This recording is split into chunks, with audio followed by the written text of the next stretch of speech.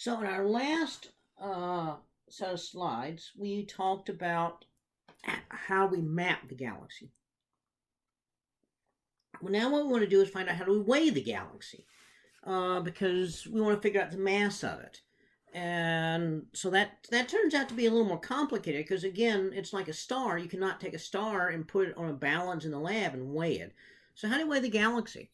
Well, think back to how we weigh stars. The way we found the mass of a star was to have two stars and they were orbiting each other. And so we were able to apply Kepler's laws to this. The total mass in solar masses times p squared, period in years, equals a cubed. Okay. And so Kepler's laws allowed us to figure out the mass of stars. Well, we can do the same thing with the galaxy.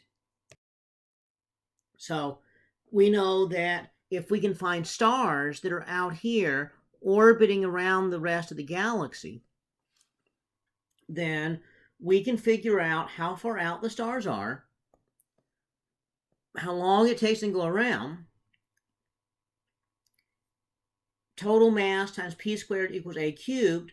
Just one step of algebra gives us that the total mass in solar masses equals a cubed over p squared. Well, the mass of a galaxy plus a star, that's the total mass. So that's basically the mass of the galaxy. And so this way we can find the mass of the galaxy.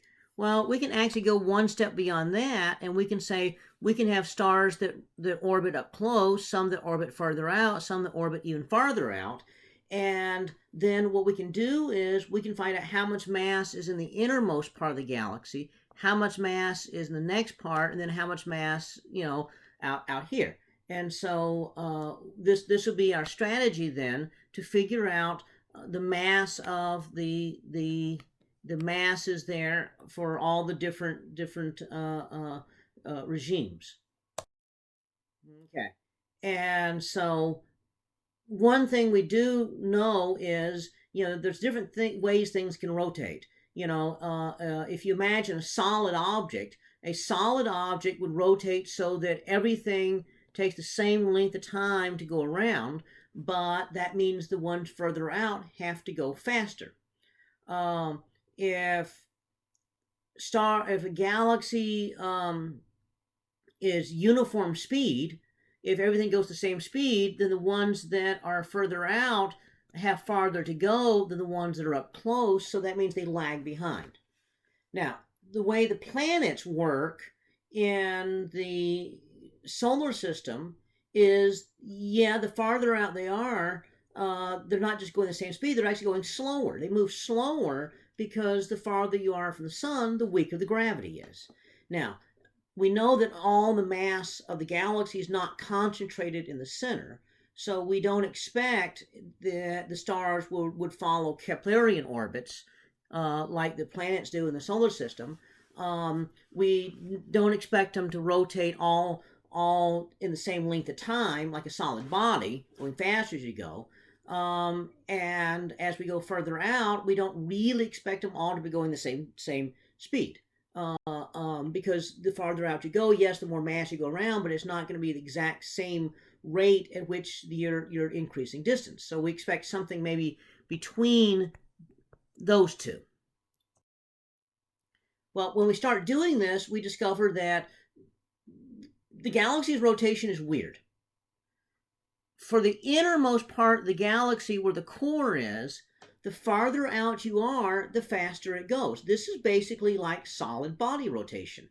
So the core and the bar in the core seem to rotate like a solid, but they're not solid. So that's a mystery that's still being worked on.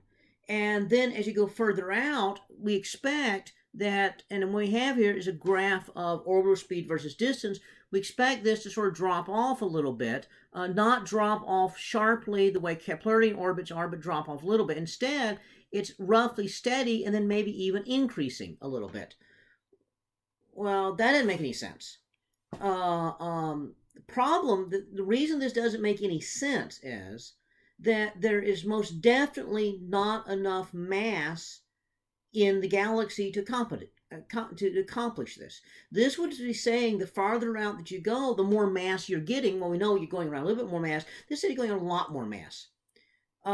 We don't see a lot more mass. We only see a little bit more mass. You go out, you increase the mass, but you're not increasing by that much. And so this suggests there's actually mass out there that we're not seeing. Missing matter, things that we don't really see. And in fact, when we look at other galaxies, we see very similar light curves around other galaxies, showing that they too have extra mass. And so here we have several different galaxies here, and the light curves all show the inner part. The inner parts seem to rotate like solid bodies, which again doesn't make any sense since they're not solid. And the outer parts, they either don't drop off very much, or they're steady, or they increase. And so that indicates there's mass out there. That mass, we don't see what it is.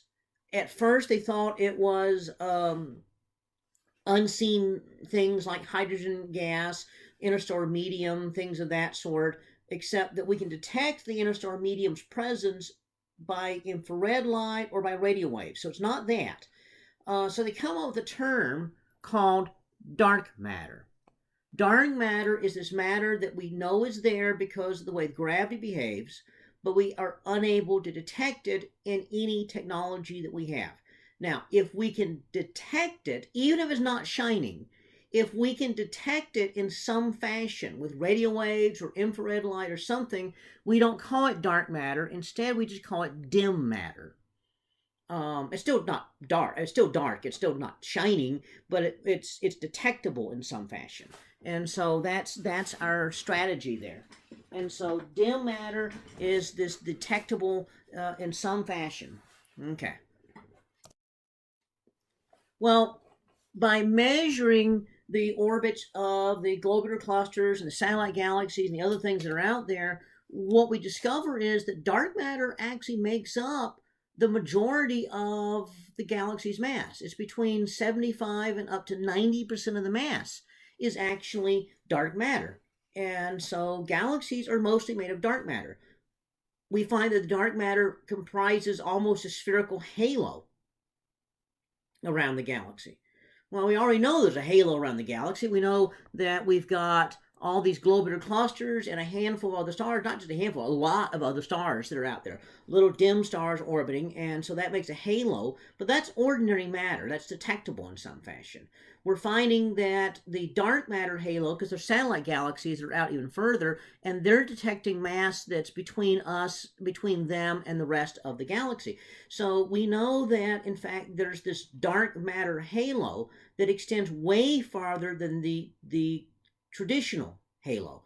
So this extended halo we sometimes call the corona of the galaxy. And so